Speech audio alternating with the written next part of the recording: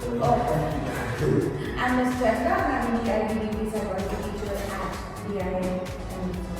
Struggle now, enjoy later, or you enjoy now and struggle later.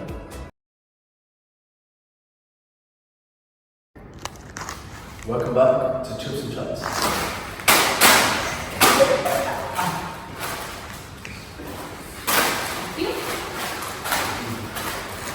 This is your host, Krish.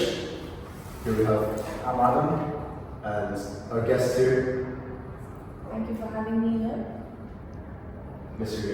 Ridhay. I'm Ms. Chaitra, and I'm the IBDP psychology teacher at Ridhay. So today's topic is actually mental health. So let me just give a brief about what mental health actually is. And what I understand from it is that it includes our emotional, psychological, as well as our social well-being, and it affects how we think, feel, and act in the world. It also helps us determine how we handle stress and relate to other people, and how we make healthy choices.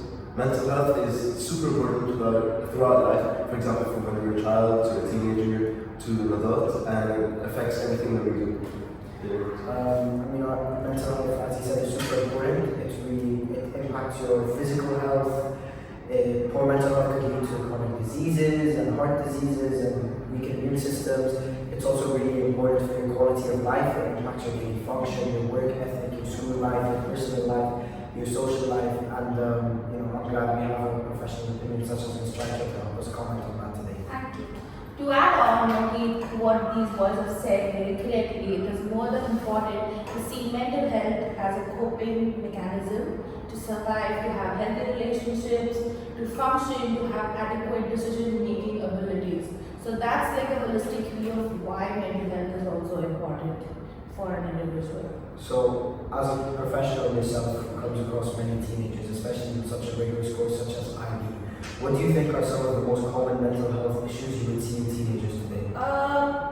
Commonly, the growing ones are, to be honest, having anxiety issues, social anxieties, generalized anxieties, having ADHD, having problem with coping, experiencing traumas, traumatic situations. Major on the top of the list, I would say, is relationship issues, which has been surfacing way too much these days. And how do you think that impacts the youth overall? How do you think that impacts the way they function, the way they grow up to be? Honestly, if you talk about function, any mental health issue would lead to a dissonance or a disorganized living for a human being. That's when we term that the mental illness has kicked in one's life, right? So when a normal human being starts disorienting, has low, productivity, loses interest in activities that they usually used to enjoy, you can conclude that mental health needs to be now taken seriously for this person. So even at the teenage age, I would say those are the same symptoms. So what do you think causes these issues, especially in teenagers? There wouldn't be a particular reason, but these days the exposure to media, technology could be said to be having the major emphasis for creating issues with mental health in teenage. I wouldn't just say teenage, it's also kicking in with the adulthood and late adulthood, because everything is available at the click of a button. You feel a symptom and you know it's a disease just because the world is told you over Google, right? Even for teenagers, disturbance in sleep, change in lifestyle, strategic planning is all now depending on social media.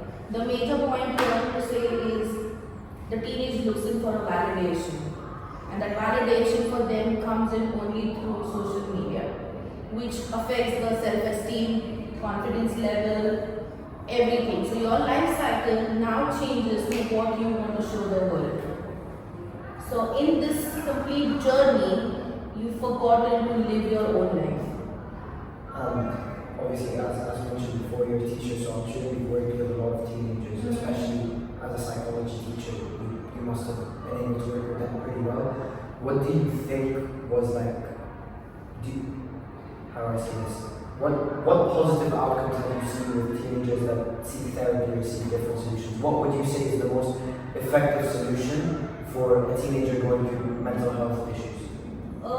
Anybody who experiences this should definitely seek help. That's the first thing. And one who seeks help has always been seen as a strong person. We need to first of all make this very evidently clear that asking for help shows strength and not weakness. Second, effects that have been seen for teens or anyone is change in how they think, behavioral modification, psychotherapy works wonders. Medication, if needed, if the medical intervention has happened, is also helpful. And when we talk about medications, we are also talking where your protein powders come in action. They are also talking, like basically helping you to heal your body, right? So supplements like vitamins and everything are also a part of medication that help you better fulfill your mental health issues. Along with that, interventions, majorly exercise is really important for everyone in terms to maintain your cortisol levels. That's the one major hormone that you really need to focus on when you are talking about mental health, and that can only be controlled with exercise and proper food, obviously. And actually, one thing, like before going back to what we were talking about the causes, one thing that I often see, especially nowadays, is when you go to a social gathering, everyone's like there usually to have conversation. But there's always a few people that are a bit shy to just open themselves up and actually speak. So what do? When they don't want to speak to anyone, they go to the corner, they're on their phone just swiping. Or for example, even so many apps these days, such as TikTok, etc. Yeah. Everything, like you mentioned something about ADHD being formed with people. And I think that one of the main reasons is because of everything on social media now being such an easy thing. Like everything on your phone is designed in a way, for example, the swiping. Yes. It's made in such a smooth way so that your brain is thinking, oh, I just want to keep swiping. Nothing's ever just a click, it's always a swipe. True. Even when you open an app, the animation is made in like a swipe, like a opening manner. So it's like a swift motion. So it gives your mind a sense of dopamine every time you do something on your phone. Which is why it leads to a lot of addictions and then leads to more mental health issues such as ADHD. Yes, and they don't realize that using your phones late in the evenings, it's so bad for your health because by the time it's evening, our bodies are channelized to create melatonin, which is a sleep hormone, right? And when you're exposed to light, the melatonin levels in your bodies go so down that making you sleep again for the body gets difficult. So you don't sleep in the night, you're tired the next day, and the cycle continues. So sleep disturbance is a major cause of mental illnesses as well. So how does it exactly affect mental health?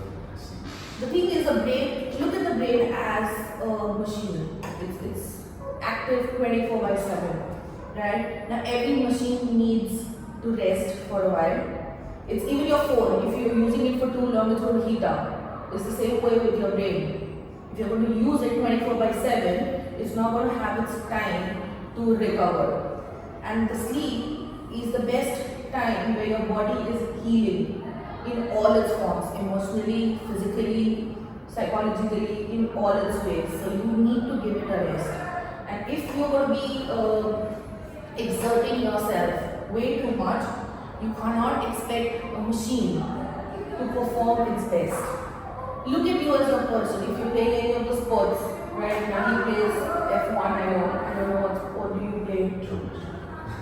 So any sport you play, say for example a footballer, now if he's going to be practicing for 8, 9, 10, 12 hours straight, is he going to perform better at the end of his training after like say 14, 15 hours? No.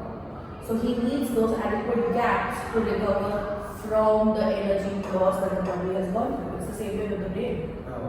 I actually appreciate you mentioning that because obviously as teenagers like myself and Krish, we go through a lot, like we have a lot to process in a day and a lot, like let's say, to do in a day. I mean, between such a rigorous academic course such as the IB, a really competitive, academic and athletic field, and just the daily sort of competition that we would face as a teenager, especially now in this day and age with the easy spread of that competition on social media and showing like, oh, I've achieved this and I've achieved that. How do you think that social pressure that is put on teenagers sort of influences their mental health? Because I know there have been times where I have been put under so much pressure academically and athletically where I feel like I'm so burnt out, but I'm hesitant to speak up about it. So what do you think the best piece of advice you could give to teenagers is when they're struggling to seek help and struggling with their mental health? Struggling to seek help, one thing I would be like, as I said, speaking up always showcases strength. Always confide in an adult who you trust. Talk to therapists if that's the first step you can take. The therapist available everywhere, in school, beyond. It's always a nicer thing to talk to an expert who can manage your problems. On your personal front, like you have been saying, one thing which is visible in the teens is procrastination. You cannot be doing things at the last moment because it's going to pile up to your frustration. And if you have been doing that, there is nobody else to blame, and you cannot say it's a pressure which has been put on you. As I've been always saying to all my students, this is your time, okay? You have two options in life. You struggle now, enjoy later, or you enjoy now and struggle later. Option is yours. And either of the case, being a teen, you know that it's your responsibility. You're going to be provided with the best infrastructure, the best possible, I would say, resources for everything. But if you are not going to make use of those, we all have 24 hours to live, simple and straight. Okay? Nobody has more, nobody has double of what you have. But you need to understand your priorities, what comes first for you. Simple. So if my priority is to finish my work first, I'm going to be on time for everything. So procrastination is one thing that you should never have when you are at least doing your academic coursework. What about students that struggle with motivation because of the mental health impacts from the pressure that they face? In that case, they need to speak up. They need to express what they are feeling. There are alternative possible options in which this pressure can be taken off. See, there's always a flexibility and a scope of, adjustment, right? But unless and until one speaks up, okay, this is the issue I'm facing, the person on the other side is not going to know the issue. A mental health expert is also not a mind reader in the first place. So if you have a problem, you need to come and tell me that I have a problem. Besides, as a teacher yourself, besides procrastination, how do you think this pressure could be relieved with some of these social requirements that have been imposed on teenagers? How do you think they could actually be improved? As I said, having a proper schedule, sleep and work balance, exercising, very, very important. Socialize, I'm not saying do not do that, but socialize in person, not on social media. That's the best advice I would say. It's good to talk, it's good to see your friends, it's a very nice thing. But decide how many times in a week or a month do you want to really do that. So you would say that besides all of the pressure and all of the procrastination, the main thing teenagers should be doing is speaking up. They're majorly speaking up because until then they don't understand. So now, I just want to ask you about, what do you think that mental health has, what kind of impact do you think that mental health has on individuals and relationships with their families, etc.? See, mental health all depends on the principle of trust, is what I would say. If you trust somebody, you need to speak up, right? And once you speak up, the person on the other hand also gets an understanding that, okay, this person has shared something really personal and I need to live up to the expectations of this person. So, conversation and communication is the key to have trust with anyone. Even with parents, they know you the best and you know them, right? So you still predict the behavior from the parents, but you also at the same time know how you can manipulate your and their behaviors. So again, I would underline the saying that communication is the key. And there's a lot of family dynamics that have actually shifted over the last 10 years, because nowadays you see most of these kids have technology always around them. Even from the age of 5 years old, or even when they're 4 years old, they start watching things online. Yeah. They watch Coco etc. Because kids, nowadays parents are much lazier as compared to parents before to actually raise their children in a way where, if for example, reading them bedtime stories, things like that. But now it's so much easier for parents. They can just take cocoa butter from it, and then they It is, and I would say a contribution to healthy living is not just a thing that can be done from one side. It's a clap that is coming in from both the sides. So equally pressure, like not just the pressure, but it has to balance out. The effort needs to come in from the parents and the child and the teenage himself.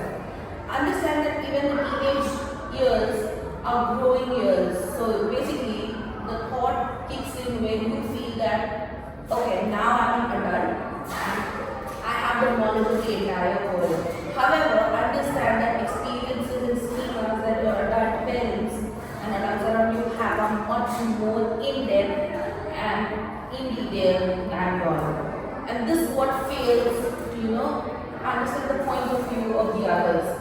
Because you're so much engrossed in your thought processes. And the thing about this is, like, personally I've seen, especially with a lot of family friends, etc. And these kids, they're grown up much more when they're not raised, given a lot of the right raising by their parents. When they grow up, what actually is happening is, I've seen a lot of family friends, they stay in the room or like upstairs or all day, they just be in their rooms, they come out maybe for lunch, dinner, etc. Most of the time they're staying in their rooms, and they're just always on social media, they're always on their phones. But that's not the right thing, and then I feel that's where the parents need to step in and show their support towards their kid, wherein they have, a non-judgmental opinion sessions or a conversation within the family, discussing the dynamics, discussing what's good, bad, making sure that the entire family lives into fitness, physical health, mental health, everything. And believe me, these days when therapeutic treatments have started coming into action, family and parental counseling has been advised to do this in every stages. And these days, if you see, even the conversation between a family, a mother and a father is very, very limited. Sometimes the kid is the mediator, right? So considering all of this, it's, as I said, it's from both the sides. Actually, like, in the future as well, like, because of a lot of mental health issues, because if you think about it, if they're staying in their rooms all, like, the whole time, and they're all alone, they have no one to speak to, they're stuck on their phones, right? That leads to a lot of things. For example, if they have schoolwork and they're anxious, or they might even develop things because they can't even interact with their parents that much, then that might lead them to have more social anxiety when they go outside, back to the other problem we're speaking about, right? So they won't even be able to interact with general people, let alone their family, right? So how are they going to actually grow up and exactly. I mean, I remember having seen one case where the kid used to be in his room all day, focusing, working, a super talented, I would say, and the mother used to literally text the kid saying, come down for dinner or come down for food. Like being in the same house, the mother is texting from the living room till the bedroom saying, come down for lunch and dinner, because she knew that he would be glued to his phone with his headphones or whatever on, and the kid wouldn't listen if the mother is calling. But there was no effort taken to go up, call the kid down and have that conversation even on the staircase. So scenarios have changed, but again, as I said, it's prioritizing. And just on the topic of family, thank you, Krish, for actually bringing that up. What I have, it's sort of like two questions, right? So, first of all, how do you think parents can differentiate normal teenage behavior? Because obviously teenagers, the hormones are always changing, they're going through emotions, highs and lows. How do you think parents could differentiate between normal behavior and possibly more serious mental health issue? And how do you think a teenager going through mental health issues impact their family or the people around them? Well, that's actually a nice question. Let me answer the first one in the place where you're asking me how to monitor changes.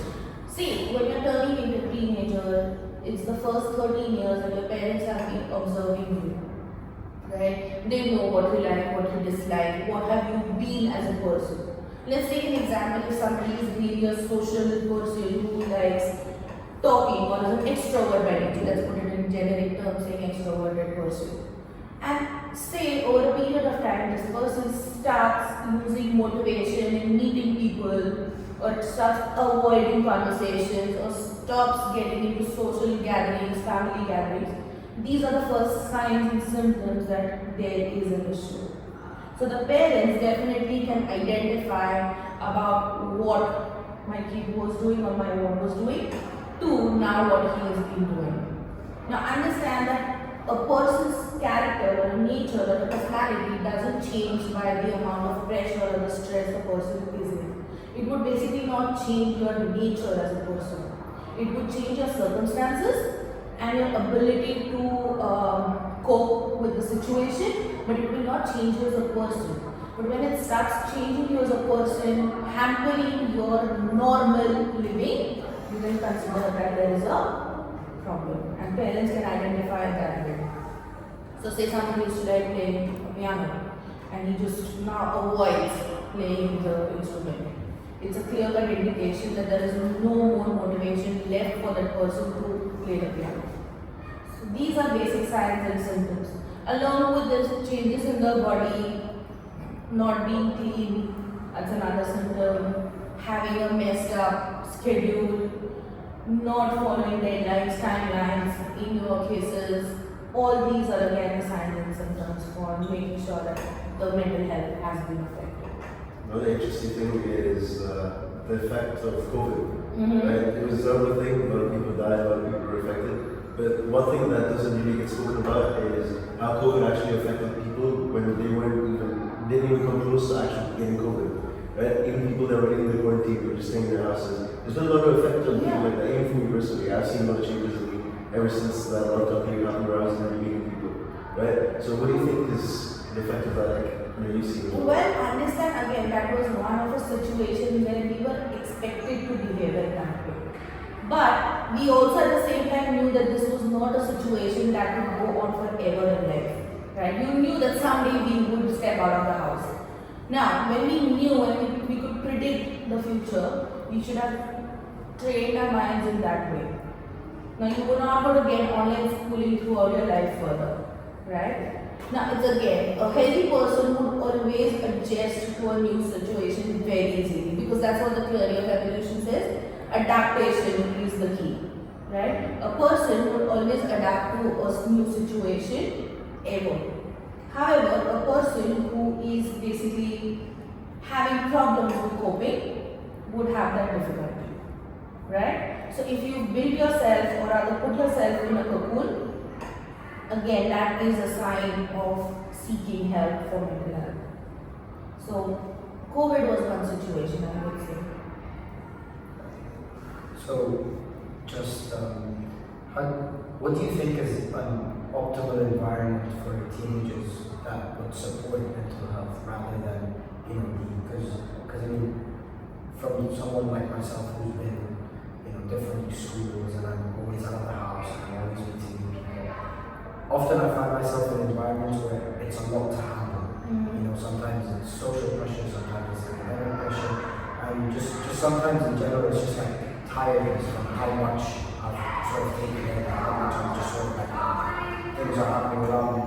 What do you think is the best environment that supports mental health in teenagers? I wouldn't say it's the environment, but I would say that there are certainly some strategies that can help you enhance the capabilities that you have.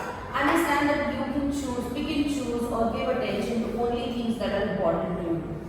We don't invest energy. Say for example, I would change energy to in a finance economic scenario.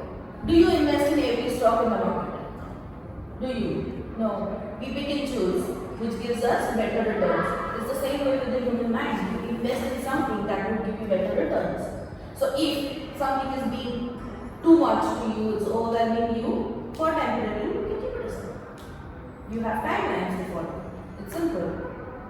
You mature your MD when you know that it's not good for you. Or you invest in a project which gives you better results. That's a good explanation.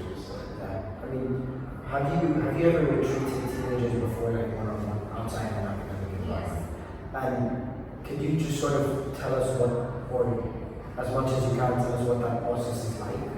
Well, every mental health or every case I would refer it will be very, very different. But one I would like to say was a case where there was this girl in uni, and she was in the first year of grad. Now, again, as you mentioned, the COVID situation was so much to her, and she started getting Like she forgot leaving her bedroom and her house. She was all by herself for 2 to 3.5 years in one house, decided not to step on another house. She was like on a home arrest. And the moment she had to start and get back to the university and start living a normal life, she started having panic attacks. So she would feel that she's not able to breathe. She used to feel that somebody's choking and suffocating her, and that got her difficult. Even when she went out, even to get groceries below her building, seeing the crowd around her, she would feel panic. Now, this case was something I've recently seen, and I worked with this girl for over like 3.5 months, over around I would say 20-21 sessions. And CBT works wonders, the cognitive behavioral therapy. So here there was a combination of considering how much level of panic does she have, to how much can she bear the level of panic. So I used to push her to some levels of panic, and then I used to withdraw her out. Then I used to ask her her feelings about the experience. So she even felt claustrophobic when she traveled with her family in a car. She hated doing that because she felt that I wouldn't live by the time I reached the destination. And she was in a terrible state. But now this girl travels to the university all by herself in a metro and a train where she feels safe. And initially the situation when she came in, she was like, I cannot take the metro and the bus because what if something happens to me, what am I going to do? So the fear of being judged by the society, if she has a panic attack, how would she be looked at, was so strong that gave her the feeling that she's losing her breath. But over a period of time, she's so good to go now that the other day she was basically like, I'm traveling alone for a holiday and a vacation, which is a very, very big thing for a person who's experiencing panic attacks to be done. So teenagers do show improvement, and at every point, if you have the right therapy and the right therapist approach, it's always, works wonders in scenarios like these. And you had mentioned anxiety is super common in teenagers. Do you think panic attacks come with that anxiety, or would you say it's Panic attacks, I would say, is one of the symptoms of coming with anxiety. So the body reacts first, then you conclude that it's a problem. So you will not say, okay, I am having anxiety. No, you would always say, I'm having difficulty in breathing, which is a symptom. And that's when you club it up with other symptoms and say, okay, this is an anxiety issue. Now, just before we wrap this up, I just want to ask you for one last thing to tell the audience back home. How can parents and educators create like a supportive environment for teenagers so that they can actually feel safe when we talk about their mental health? Well, I would say have an open ear, listen to the person in front of you, understand what they are going through, which is very, very important. Sometimes just listening also is therapeutic to the person. So to support them, we can be flexible enough. We can have a different approach, going down to a level where we can understand what they are thinking, and the teens basically are thinking. And yes, it's not always the right thing to say no, because as a brain, you would have your own thoughts, so does the other. So understanding the brain and the age group, considering your chronological age, your biological factors, your basal age, your mental age, all the approaches need to be equally welcome. So that's the key thing, spend time with family. And the teenagers majorly, I would like to also tell them, it's not just the parents, even you can take initiatives to have conversations with family. Even someday you can stand up and say, oh, let's go out for dinner, to have family conversations. Tell them, oh, today's dinner will be no phone dinner. There are things that even as a teenager you can do. If you can throw tantrums at your parents, definitely you can put in your words to them. Yeah? Thank you so much. Thank you for having me.